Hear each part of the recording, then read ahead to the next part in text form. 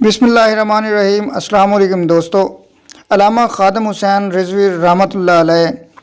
19 نومبر 2020 کو اچانک ہی 54 سال کی عمر میں فوت ہو گئے، تو ان کے تمام پیروکاران اور عاشقان رسول کے لیے بہت بڑا صدمہ تھا۔ ابھی تک پورے ان کے چاہنے والے مکمل طور پر شش و پنج میں ہیں، پریشان ہیں کہ آخر ان کو ہوا کیا۔ آج اس ویڈیو میں ہم آپ کو بتائیں گے کہ ان کی موت کی آخر وجہ کیا تھی، اور ان کی زندگی پر ایک مکمل احاطہ بھی کریں گے، ان کا تعارف کریں گے، وہ کب پیدا ہوئے، ان کی زندگی کے نشیب و فراز اور ان کی وفات تک کے تمام معاملات اس ویڈیو میں ہم کوشش کریں گے کہ ڈسکس کیے جائیں۔ اس سے پہلے آپ سے درخواست ہے چینل سبسکرائب کر لیں، ویڈیو پسند آئے تو شیئر بھی ضرور کیجیے گا۔ علامہ خادم رضوی صاحب 1966 میں ضلع اٹک کے ایک علاقہ پنڈی غیب میں پیدا ہوئے تھے، ٹھیک ہے۔ ان کے ایک چھوٹے بھائی جو تھے وہ جونیئر کمیشنڈ آفیسر بھی تھے آرمی میں، اور آپ نے جہلم میں قرآن پاک کی ابتدائی تعلیم حاصل کی، اور مزید تعلیم کے لیے آپ نے جامعہ نظامیہ لاہور میں جا کر داخلہ لے لیا۔ وہاں سے آپ نے حفظ قرآن کیا اور شیخ الحدیث کی ڈگری بھی لی۔ آپ تعلیم کے بعد پنجاب اوقاف اور ریلیجیس افیئرز ڈپارٹمنٹ جو ہیں ان کے زیر انتظام ایک مسجد تھی، پیر مکی مسجد، وہاں پر ہر جمعہ جا کے خطاب دیا کرتے تھے۔ آپ کو اردو، پنجابی، عربی اور فارسی پر بہت زیادہ عبور حاصل تھا، اور آپ علامہ محمد اقبال اور اعلیٰ حضرت امام احمد رضا خان بریلوی صاحب کو اپنا پیر و مرشد مانا کرتے تھے، اور آپ کے جو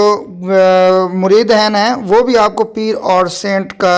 درجہ دیتے تھے۔ 2015 میں آپ نے تحریک لبیک پاکستان کے نام سے ایک سیاسی پارٹی کی داغ ڈالی، اور اس کے بعد تحریک لبیک یا رسول اللہ پاکستان بھی بنائے، اور اس کا مقصد یہ تھا کہ پاکستان کے اندر جو گستاخی رسول کا جو قانون ہے، بلاسفیمی ایکٹ،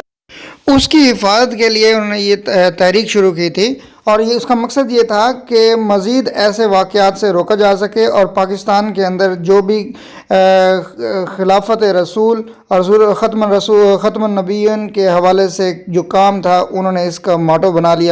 لیا۔ دراصل ممتاز قادری نے جب گورنر سلمان تاثیر کو یہ کہہ کر قتل کیا تھا کہ انہوں نے قانون رسالت کی توہین کی تھی،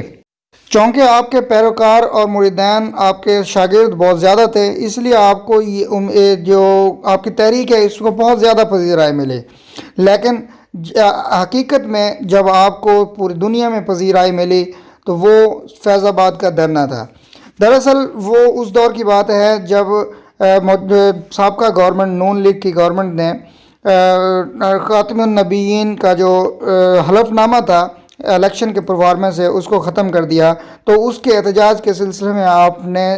فیض آباد میں ایک دھرنا دیا، اپنے ہزاروں اپنے پیروکاروں کو لے کر آپ اسلام آباد کی طرف آئے، لاہور سے نکلے اور اسلام آباد فیض آباد پہ آ کر دھرنا دیا، اور اتنا مؤثر اور جاندار وہ دھرنا تھا کہ گورنمنٹ کی چولیں ایک دفعہ ہل گئیں، اور اس کا نتیجہ یہ نکلا کہ اس وقت کا جو وزیر قانون تھے اس کو استعفیٰ دینا پڑا، اور حکومت کو وہ ترمیم واپس لے آنی پڑی، اور الیکشن کا جو پرفارما تھا اس کو وہی واپس اس کی اپنی حالت میں لے کے آیا گیا۔ اس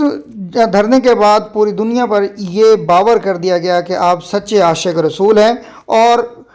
عشق رسول پر اور ان کی عزت کی ناموس کی حفاظت کے حوالے سے لے کر آپ نے کبھی کوئی کمپرومائز نہ کیا، اور میں نے اپنی زندگی میں ان سے بڑھ کر سخت گیر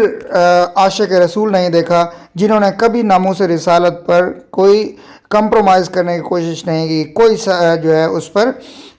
سودے بازی نہیں کی۔ حالانکہ بہت ساری سختیاں بھی ڈھائی گئیں ان کے دھرنوں پر، شیلنگ بھی کی گئی، لیکن بارشوں کے اندر بھی یہ موجود رہے۔ حال ہی میں بھی فرانس میں ایک جو گستاخانہ خاکوں کی اشاعت کے حوالے سے تھا، اس حوالے سے بھی آپ نے ایک دھرنا دیا، تو موجودہ گورنمنٹ کے سامنے آپ نے صرف اور صرف دو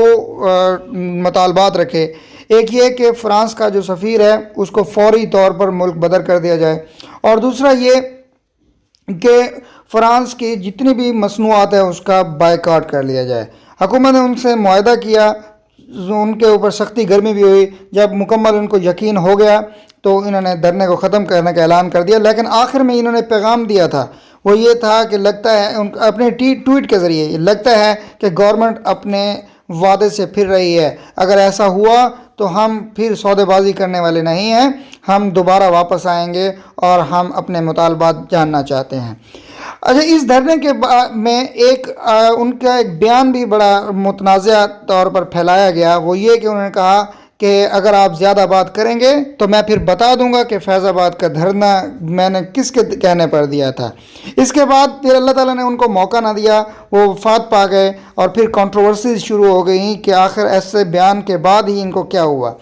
اب ہم آپ کو بتاتے ہیں کہ آخر کیا ہوا تھا کہ وہ فوت ہو گئے اور اچانک ہی وفات پا گئے۔ در حقیقت جب یہ دھرنا شروع ہوا تو اس سے پہلے بھی آپ کی طبیعت کافی ناساز تھی، بہت تیز بخار تھا آپ کو، تو اس کے باوجود آپ نے اپنی صحت کی پرواہ نہ کرتے ہوئے بھی اس دھرنے میں شمولیت اختیار کی، اور جب شمولیت اختیار کرنے کے بعد جب یہ دھرنا ختم ہوا تو طبیعت بہت زیادہ بگڑ گئی، آپ بخار میں ہو گئے اور آپ کو ہسپتال لے آیا گیا۔ جب آپ کو شیخ زاید ہسپتال لے آیا گیا تو آپ اس وقت اپنے جان آفرینی اللہ تعالیٰ کے ہاں سپرد کر چکے تھے۔ کل کے دن ان کا نماز جنازہ تھا، اور نو ڈاؤٹ پاکستان کی تاریخ کا اس سے بڑا جو ہے کوئی جنازہ نہیں دیکھا گیا۔ اللہ تعالیٰ آپ کو جنت نصیب کرائے، واقعی سچے عاشق رسول تھے۔ اللہ تعالیٰ آپ کو اس عشق رسول کے صدقے جنت میں بلند درجات عطا فرمائے۔ امید کرتا ہوں ویڈیو آپ کو پسند آئی ہوگی۔ اگلی ویڈیو تک کے لیے اجازت چاہتا ہوں، شکریہ، اللہ حافظ۔